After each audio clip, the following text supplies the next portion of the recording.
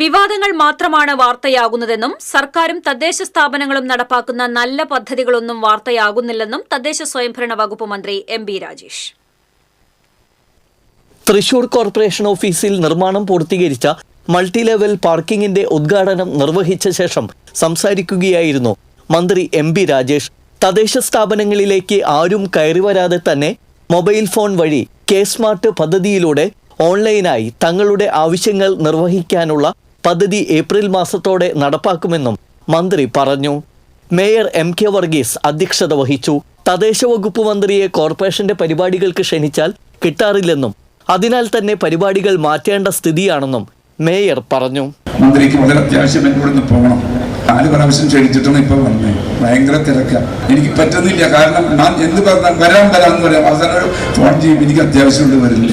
അങ്ങനെ ഞങ്ങളിപ്പോൾ കിട്ടിയതിൽ സന്തോഷമുണ്ട്.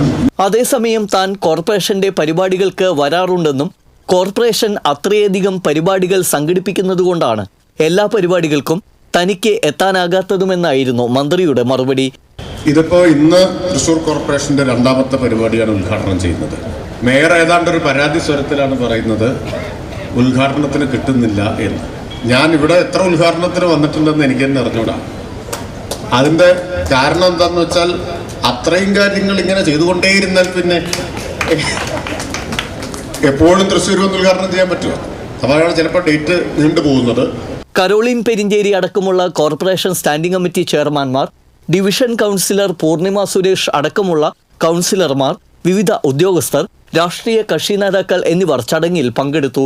ഒരേ സമയം 12 വാഹനങ്ങൾ പാർക്ക് ചെയ്യാനാകുന്നതാണ് കോർപ്പറേഷൻ ഓഫീസിൽ പുതുതായി സ്ഥാപിച്ച multi level parking. TCV news, Thrissur.